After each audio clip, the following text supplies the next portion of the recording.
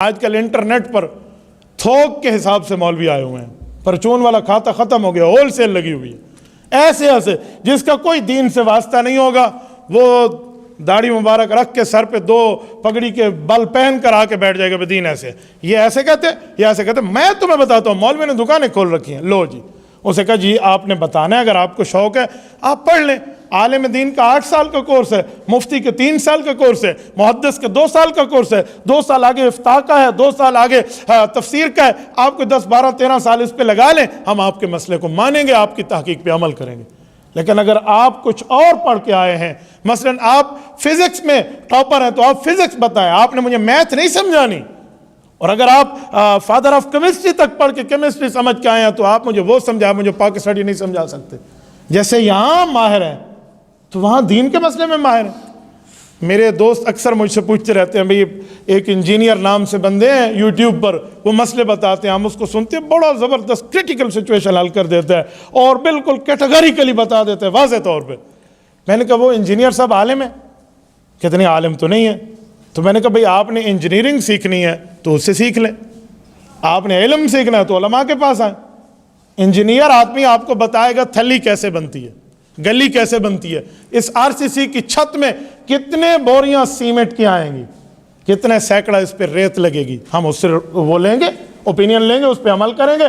اس پہ کتنا سریا لگے گا وہ بتائے گا، اس کی فیلڈ ہے، ہم عمل کریں گے۔ لیکن اگر وہ عالم نہیں ہے تو وہ دین کی بات اس کو بتانے کا اختیار کس نے دیا؟ وہ اتھارٹی اس کے پاس کیوں ہے؟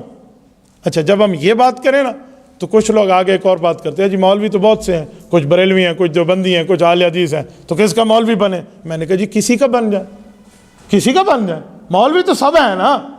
تو آپ کسی اور مذہب والے، کسی اور فرقے، کسی اور مسلک کا، لیکن مولوی تو ہو نا، اپنے مذہب اور اپنے مسلک کا ماہر تو ہو۔ لیکن ایک آدمی ماہر ہی نہیں ہے، وہ 4 کتابیں سامنے رکھ کے آگے سمجھانا شروع کر دے، تو پھر میرے دوستو جو تباہی ہوگی نا، وہ ایک حدیث پاک میں اللہ کے رسول نے پہلے پیشن گوئی فرما دی ہے۔ صحیح بخاری میں حدیث ہے، سرور کائنات صلی اللہ علیہ وسلم نے فرمایا اذا وسد الامر الى غیر اہلہ فانتظر الساعہ، فرمایا نا اہل آدمی کام بتانا دین کا شروع کر دے، سمجھو قیامت ٹوٹ پڑے گی۔ یہ پاک پیغمبر صلی اللہ علیہ وسلم کا فرمان ہے کہ جو جس مسئلے کا ماہر نہ ہو وہ بیٹھ جائے وہ سمجھانا بتانا، تو پھر یہی حال ہوگا۔ اسی پر ایک مثال دے کر بات ختم کر رہا ہوں۔ کہتے ہیں خاتون اگر بیٹھی ہو نا پائلٹ بن کر، تو کنٹرول روم میں اس کا شوہر نہ بیٹھے جو اس کو ڈائریکشن دے کہ سیدھا جاؤ ٹیڑھا جاؤ، کیونکہ بیویاں خاوند سے لڑ کے ہی اپنے دل کے راحت لیتی ہیں۔ کہا وہ کیسے؟ کہا ایک بیوی جہاز چلا رہی تھی، کنٹرول روم میں اس کا میاں بیٹھا تھا، تو اس نے اس سے رابطہ کیا اور نے کہا یہ فلاں فلاں یہ کیسے ہے، تو انہوں نے کہا جی ایسے اس کو فوراً ٹھیک کریں۔ انہوں نے کہا اچھا ٹھیک ہے کرتی۔ پھر انہوں نے کہا آپ نے اپنی ڈائریکشن ٹھیک نہیں کیا، پھر ٹھیک کریں۔ جب تیسری مرتبہ خاوند نے کہا نا کہ ڈائریکشن ٹھیک کرو، آپ کے ساتھ 200 بندے کی زندگی بیٹھی ہوئی ہے، تو بیوی اسے کہتی ہے میری تو فکر نہیں ہے نا، 200 دی لگی ہوئی ہے، تو پھر کیا فائدہ؟ اس موقع پہ یہ باتیں ہوں گی۔ وہ اس جو ہے نا سیٹ کی اگر اہل تھی تو جملہ نہ کہتی۔